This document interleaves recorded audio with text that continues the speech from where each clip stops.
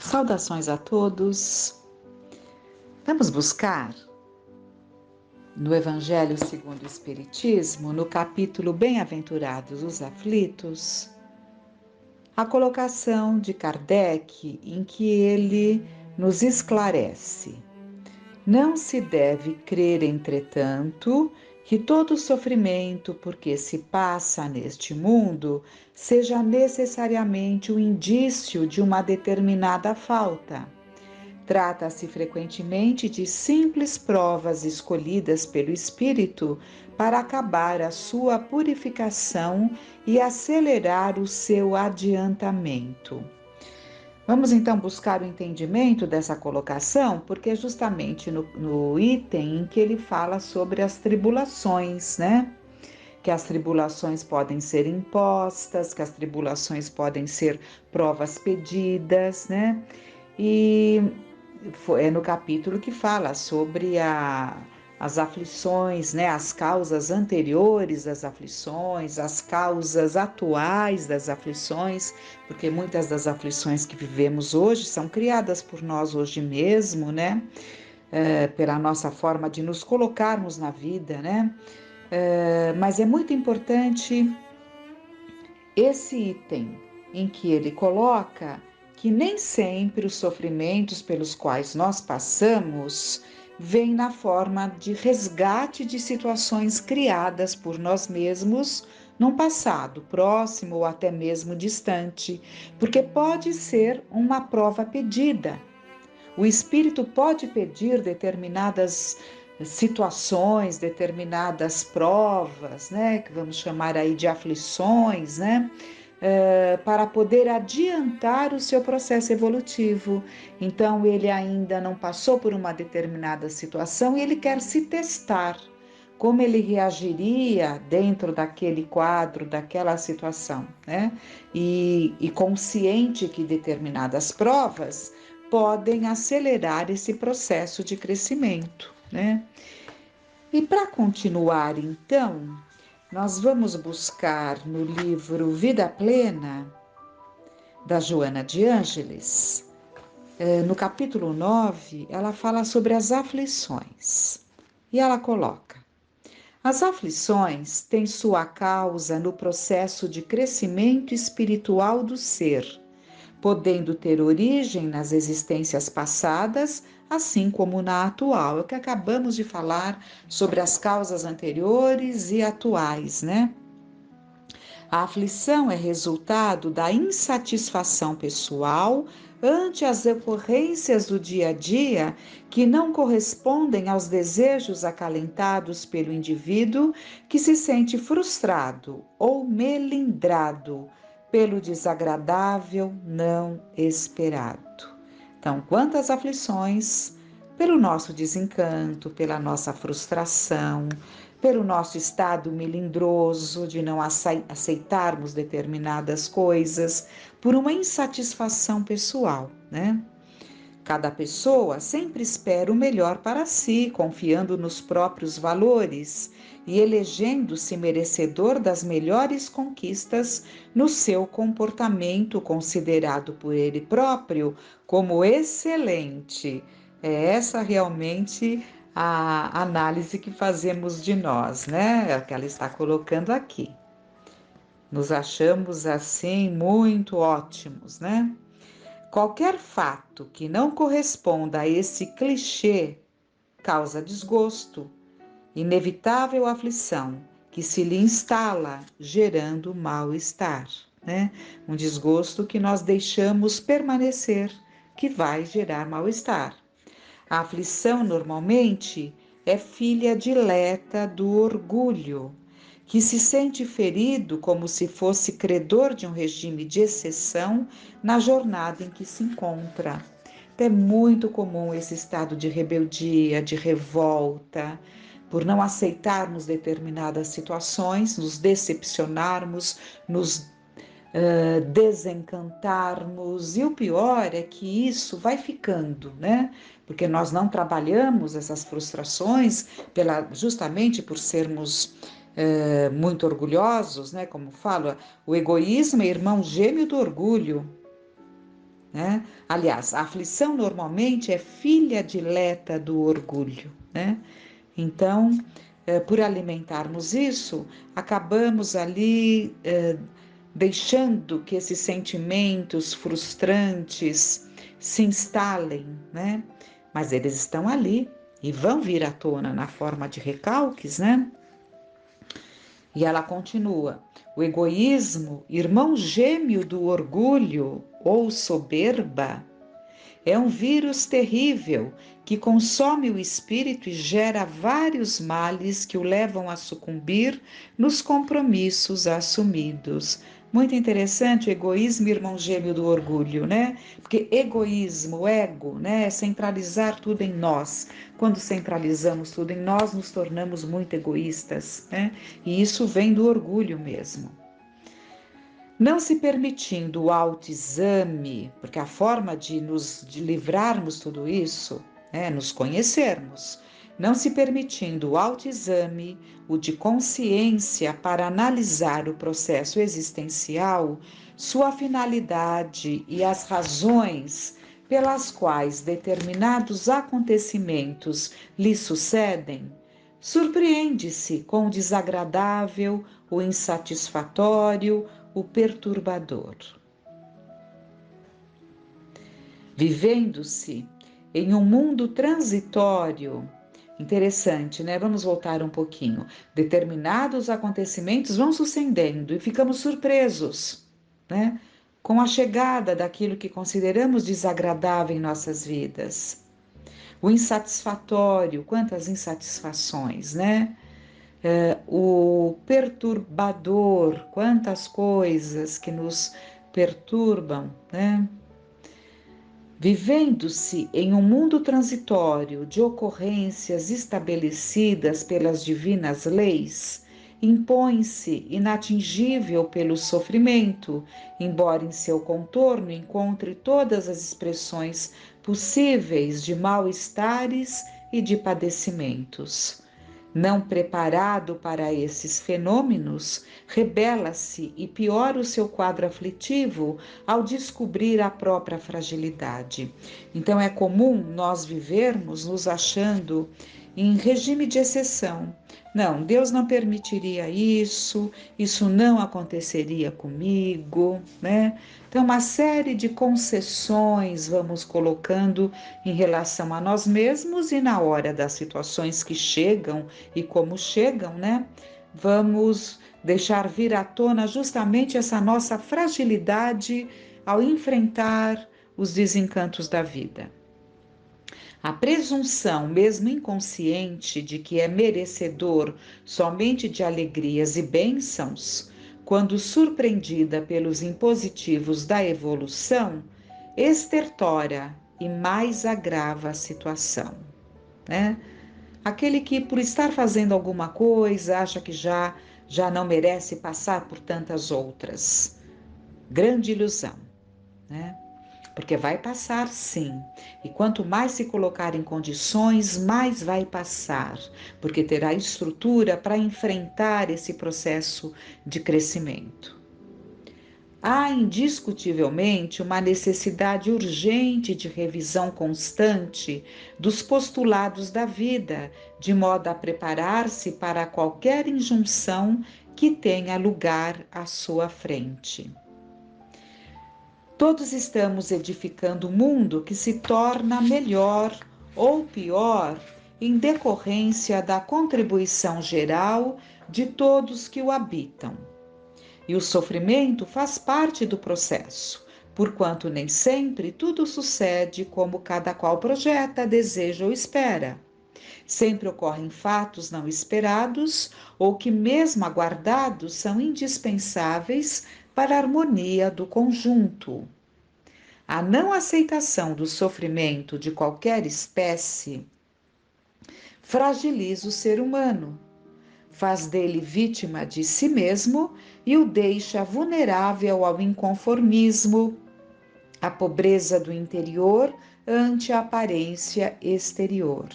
Então, essa parte da dor, ela tem que ser muito bem entendida e nós precisamos desenvolver um processo de amadurecimento para compreendermos que a dor é a bênção que Deus envia aos seus eleitos, como nos fala ali o Espírito Amigo no Evangelho segundo o Espiritismo. A dor é a bênção que Deus envia aos seus eleitos. Se Deus é Pai, por que a dor é uma bênção? Porque a dor nos fortalece, a dor nos caleja, a dor nos impulsiona ao melhor, a dor nos aproxima uns dos outros. Né? A dor modifica o nosso olhar que temos em relação ao outro, que temos em relação à vida. A dor nos amadurece. Mas, se nós agasalharmos o sofrimento, ou seja, deixarmos que aquela dor, que é normal, natural, dói, tem o tempo da dor, mas se nós permitirmos que esse sofrimento se instale, aí esse sofrimento já é opcional. Corre por nossa conta e é o que ela está colocando aqui, que a não aceitação, né? Nos fazendo vítimas de nós mesmos, pelo inconformismo, tudo isso levará a uma pobreza interior. E ela continua. Em consequência, costuma-se dizer que tal acontece porque a carne é fraca, qual se fosse a base da vida. Sabemos que o ser em si mesmo é o possuidor dos fenômenos morais que transmite ao corpo em constante modificação até consumir-se pela fatalidade da morte biológica. Então, na verdade, não é a carne que é fraca, isso não existe, isso é um grande desculpismo, a carne é fraca. Quem comanda o nosso corpo somos nós, espíritos, senhores do nosso corpo, senhores da nossa vontade, né? Equipado na atualidade de inestimáveis instrumentos oferecidos pela ciência e o conhecimento das coisas, já não se justificam determinados comportamentos morais e sociais que se façam geradores de aflições. Então, mesmo vivendo tempos tão difíceis, num processo tão claro de inversão de valores, de tal forma estamos mergulhados nesse enlouquecimento característico da nossa época, mas ela nos alerta que este comportamento não é normal, porque já estamos equipados de inestimáveis instrumentos, né? Facilitados pela ciência, pelo conhecimento das coisas, pela busca do espiritual, pela comprovação pela ciência do espiritual. Então, não se justifica esse mergulho em comportamentos morais e sociais que ainda geram tantas aflições. Toda vez que alguém desrespeita a lei de ordem, comete um ato atentatório à harmonia do conjunto. As leis da sociedade, embora algumas sejam bárbaras e injustas, vêm trabalhando os seres humanos para a solidariedade, o compromisso de respeito às minorias étnicas, econômicas, sexuais, tudo quanto é diferente do tradicionalmente aceito. Nada obstante, permanecem as condutas odientas, separatistas, agressivas e inconformistas das pessoas que são e formam bolsões de intolerância ou mesmo de perseguição aos outros.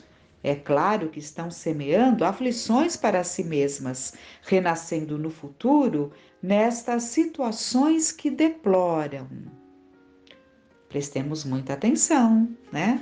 O nosso comportamento, a nossa leitura de vida, o nosso julgamento em relação ao outro, achando que somos detentores de tais e tais qualidades a ponto de determinar as escolhas do outro, tudo isso que nós deploramos no outro, estamos ali criando, construindo para nós mesmos, como ela coloca, e é fato por tudo que temos estudado, renascer no futuro nestas situações que hoje tanto deploramos.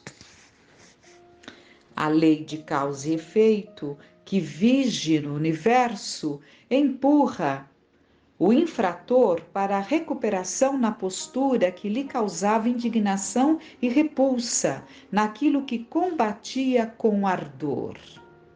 Então, é a lei de causa e efeito, né? É um processo natural que levará e empurrará o infrator, né, que assim agiu, nessa intolerância, nessa perseguição, a se encontrar, né, nessas mesmas condições, justamente naquilo que ele combatia. Os renascimentos expiatórios, em situações aparentemente degradantes, são as mãos da divina justiça, plasmando a recuperação dos delitos.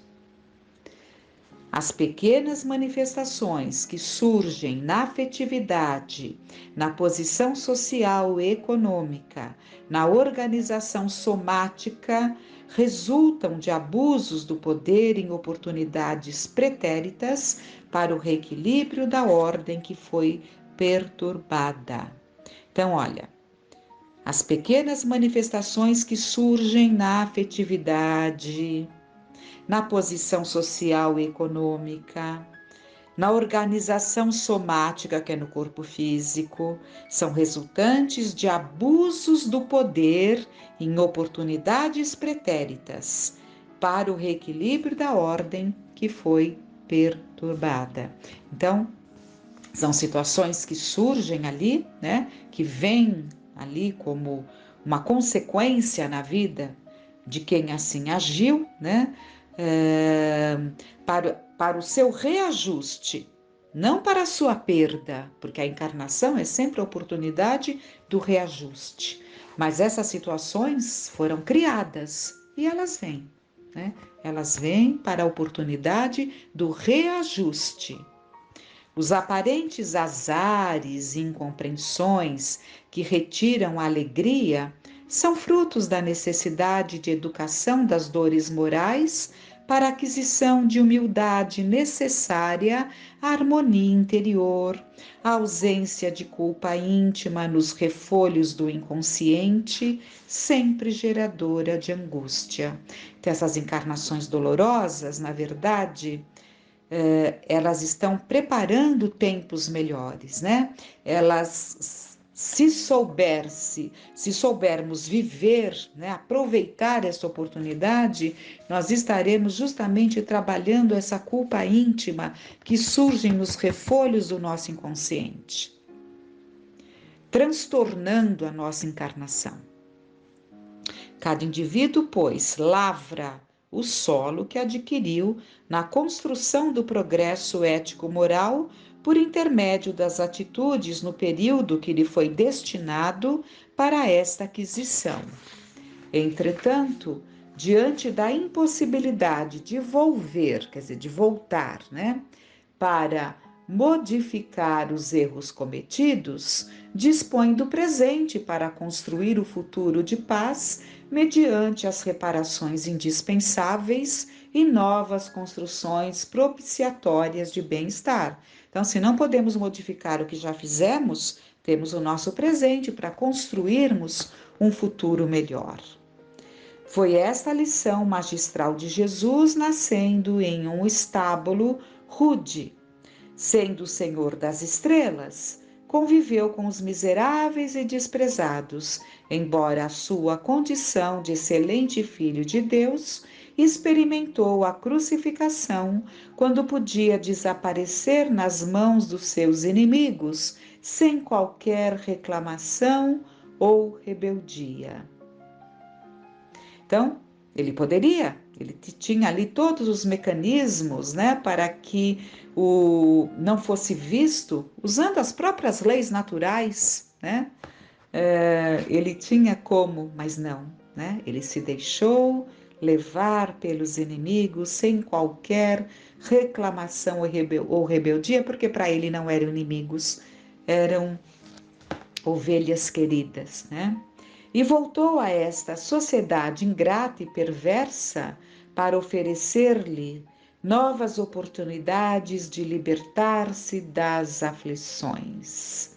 E voltou a esta sociedade ingrata e perversa para oferecer-lhe novas oportunidades de libertar-se das aflições. Voltou na forma do Consolador prometido, como ele nos asseverou, né?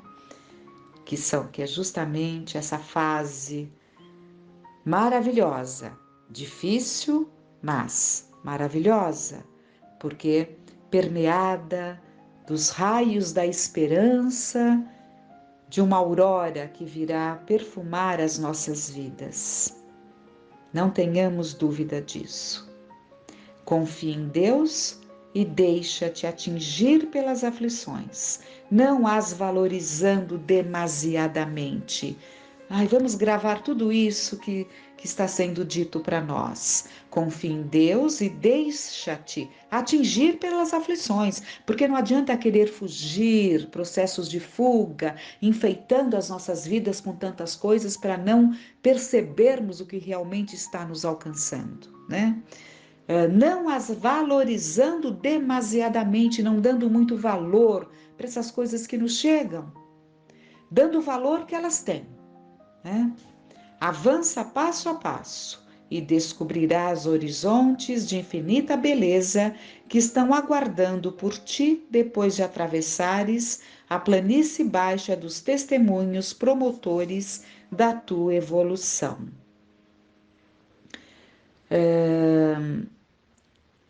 Esta, por fim, tem o objetivo, quer dizer, a dor, a aflição, né? Tem o objetivo de lapidar-te para que o diamante sublime que és, polido, atinja o brilho que lhe é inerente e encontra-se embaçado. Exulta sempre que venças qualquer aflição que hajas transformado em experiência libertadora. Transformarmos as aflições em experiências e não em sofrimento mortificante, passando a ter pena de nós mesmos, passando a nos considerarmos desafortunados, esquecidos da providência divina. Reflitamos muito sobre esses sábios ensinamentos. Que fiquemos em paz.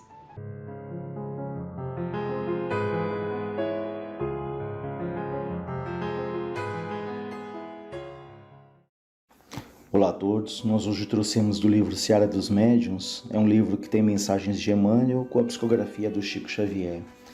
E no capítulo 23 ele fala sobre os obsessores, né? Que o sinônimo quer dizer aquele que importuna.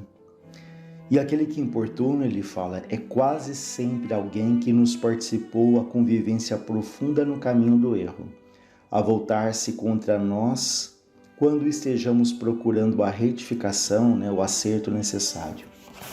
No procedimento de semelhante criatura, a antipatia com que nos segue é semelhante ao vinho do aplauso convertido no vinagre da crítica. Então ele diz, é semelhante ao vinho do aplauso que se converte no vinagre da crítica. Daí a necessidade de paciência constante para que se regenerem as atitudes. Então, nesse início, ele diz que muitas vezes aqueles que chamamos de obsessores, que trazem esses sentimentos de rejeição, de antipatia em relação a nós, foram espíritos, foram pessoas que participaram da nossa convivência ali profunda, no erro. Que não é gratuitamente que existe essa dificuldade tão grande, que temos esses perseguidores, esses que não nos querem bem. Da mesma maneira que ao longo das muitas vidas também conquistamos afeições, espíritos que se simpatizam conosco, Mas esses que têm maiores dificuldades conosco, quantas vezes são espíritos que nós também induzimos ao erro, que nós desprezamos, que nós iludimos. Então não é sem motivo que existe ali essa relação até de ódio, de vingança, que são tão profundas. Então, se eles trazem esses sentimentos tão fortes, é o tempo também que os ajuda para que gradativamente eles aprendam a perdoar, assim como aqui na Terra é uma luta intensa para todos nós o exercício do perdão, de não cultivarmos ali o rancor, de não cultivarmos a mágoa, que tanto mal ali acabam fazendo a nós mesmos, né? Ele continua dizendo: considerando desse modo que o presente continua ao passado, o pretérito, encontramos obsessores reencarnados na experiência mais íntima. Então podemos ter aqueles obsessores desencarnados que não estão mais aqui na Terra, mas podemos reencontrar no nosso convívio aqui esses espíritos que têm tanta dificuldade conosco. Muitas vezes esses espíritos estão rotulados, essas pessoas, né, com belos nomes. Vestem roupa carnal, né, estão aqui no corpo, mergulhados aqui na Terra, nessa reencarnação, e chamam-se pai ou mãe, esposo ou esposa, filhos ou companheiros familiares na lareira doméstica, né, do nosso círculo aí doméstico. Então esses espíritos difíceis podem renascer ali como os nossos filhos, como os nossos pais. Daí se explica por que temos tantas afinidades, tanta afinidade com algumas pessoas da nossa família e às vezes muita dificuldade. Duas pessoas que elas fazem a mesma coisa, no entanto, um que tem uma atitude, aquilo não nos irrita, não nos incomoda, mas a mesma atitude feita por uma outra pessoa já pode nos irritar profundamente, já pode nos alterar. Então essas afinidades ou essas dificuldades, elas só têm ali a sua explicação dentro do Espiritismo, né, dentro dessa análise de vidas anteriores, desse convívio em vidas anteriores. Então só isso explica por que tanta afinidade com alguém, por que tanto carinho com alguém e tanta dificuldade com outra pessoa que às vezes fizeram exatamente as mesmas coisas, né? Em algumas ocasiões, essas pessoas surgem para nós na apresentação de santos, em algumas ocasiões surgem para os outros na apresentação de santos. Então, algumas dessas pessoas para os outros, elas são amadas, elas são queridas, né? Então ele usa essa analogia até como santos, né, num sentido figurado, mas para nós são benemerentes verdugos, ou seja, uma pessoa que para o outro ela é muito amada, ela é muito querida. Se essa pessoa tem dificuldade conosco, para nós ali ela é um verdugo, nós sentimos que ela nos incomoda ali profundamente, né? Sorriem e ajudam na presença de estranhos. Então, para os outros, são pessoas ali que sorriem, que são simpáticas, que ajudam, mas a sós conosco dilaceram e pisam, atendendo sem perceberem ao nosso burilamento. Tanto que se comentarmos sobre uma pessoa que talvez tenhamos essa dificuldade, os outros, nossa, mas é uma pessoa maravilhosa. Mas pode ser que seja um problema ali conosco mesmo, de um relacionamento de passado conosco, né? Então, mesmo que nós não lembremos exatamente o que aconteceu, essas lembranças elas se tornam muito fortes, muito presentes, e nem sempre nós conseguimos controlar ali esses sentimentos de antipatia, de raiva, de mágoa, né? E aqui fala que essas pessoas atendem sem querer ao nosso burilamento, ao nosso crescimento. Por que isso? Porque na medida em que nós não nos sentimos bem, aquilo traz ali o desgaste, o incômodo, nós vamos buscar ajuda, né? Nós vamos buscar entender ali, e aí que entra essa doutrina que tanto nos esclarece, né? Que se houve ali um atrito, nós temos que fazer a nossa parte, nós temos que aprender ali a ter paciência, lembrando até do Evangelho quando diz: orai pelos que vos perseguem e caluniam, perdoar não 7 vezes, mas 7 vezes 70 vezes. Então, nesse desconforto tão grande, nós vamos buscar a nossa melhoria, porque sabemos que esses sentimentos de mágoa, de rancor, eles podem provocar doenças até muito sérias, né? Então, sem querer, esses adversários, se podemos chamar assim, eles funcionam eles ajudam no nosso crescimento, na medida em que nós vamos buscando compreender, e mais do que isso, buscando modificar aquilo que se passa dentro de cada um de nós, substituindo gradativamente esses sentimentos de rancor, né, de repulsa, de ojeriza, de mágoa, por sentimentos ali de compreensão, de respeito, né? E quem sabe, passando por essas fases, a compreensão, o respeito, até um dia se tornemos ali afetos, né? Aqueles que temos dificuldades se tornem nossos afetos na medida em que nós vamos percebendo também que também temos as nossas dificuldades, que também temos as nossas falhas e que todos precisamos ali da paciência de Deus, do perdão de Deus, assim como também precisamos da paciência dos outros e os outros ali vão ter que ter a paciência com cada um de nós também, né? Ele ainda diz, na mesma pauta, surpreendemos desafetos desencarnados que nos partilham a faixa mental, induzindo-nos à criminalidade que ainda persistem. Então temos ali os obsessores que estão aqui reencarnados conosco, eles podem estar, né? Mas sem dúvida também tem aqueles que já partiram e que se não tomamos o devido cuidado, nós nos sintonizamos mentalmente com eles, eles podem ali nos influenciar, né? A atitude é sempre nossa, as escolhas são sempre nossas, as decisões finais são sempre nossas, mas nós podemos nos sintonizar se não tomamos o devido cuidado, cuidando da nossa casa mental, cultivando ali a prece, o bom ânimo, né? A ligação com esses espíritos amorosos, né? A nossa atitude no dia a dia, as nossas reflexões, os estudos. Então todos esses são recursos que nos ajudam a melhorar ali o nosso padrão vibratório, a melhorar o teor, a qualidade daquilo que nós pensamos, daquilo que nós sentimos. Ele diz, eles espreitam, né? Eles nos vigiam a estrada, a feição de cúmplices do mal, inconformados com o nosso anseio de reajuste, recompondo de 1000 modos diferentes as ciladas da sombra em que venhamos a cair para reabsorver-lhes a ilusão ou loucura. Então esses espíritos, eles ficam ali nos observando, né? Esperando ali a nossa falha. Nem sempre eles se conformam que estamos tentando mudar. Isso é um ponto muito importante. Ninguém é santo, ninguém muda de uma hora para outra, mas nós temos que nos esforçar, né? Tanto que no Evangelho fala que se reconhece o verdadeiro espírita pelo esforço que ele faz para dominar as suas más tendências. Veja, ele não está falando de um verdadeiro espírita, aquele que é perfeito, aquele que não erra, mas aquele que se esforça para dominar as suas más tendências, né? Então é isso que é esperado de cada um de nós, esse nosso esforço, a nossa boa vontade, para que gradativamente esses espíritos que tanta mágoa têm de nós, eles possam ir percebendo, né, esse desejo de mudança, que já não somos mais os mesmos de séculos de vidas atrás, né?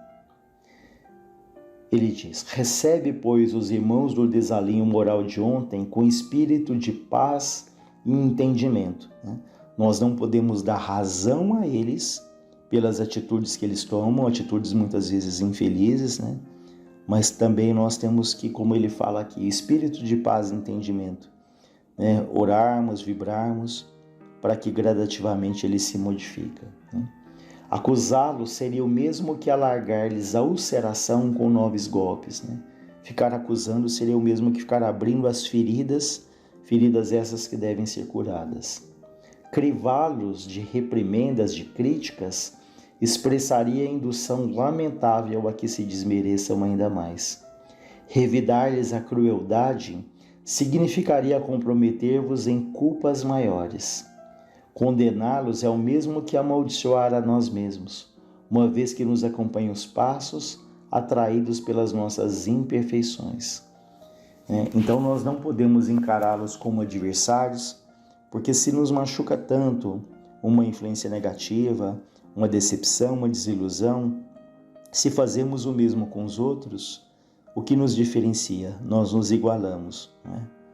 Então, da mesma maneira que nós esperamos a paciência, a compreensão daqueles pelos quais um dia nós magoamos, nós também temos que cultivar essa mesma paciência, essa mesma compreensão. Reforçando mais uma vez, não significa apoiá-los, não significa dar razão, mas significa ali entender que todos chegarão à perfeição, né?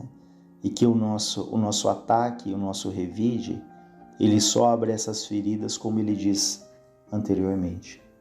Aceita-lhes a injúria e remoque, violência e desprezo de ânimo sereno, silenciando e servindo. Ou seja, na vontade do revide, procuremos cultivar o silêncio e o trabalho, né? É o mergulho ali no trabalho, na atitude no bem, que vai ali modificando o nosso padrão mental e, por que não, ajudando esses espíritos que percebem ali a nossa intenção da mudança.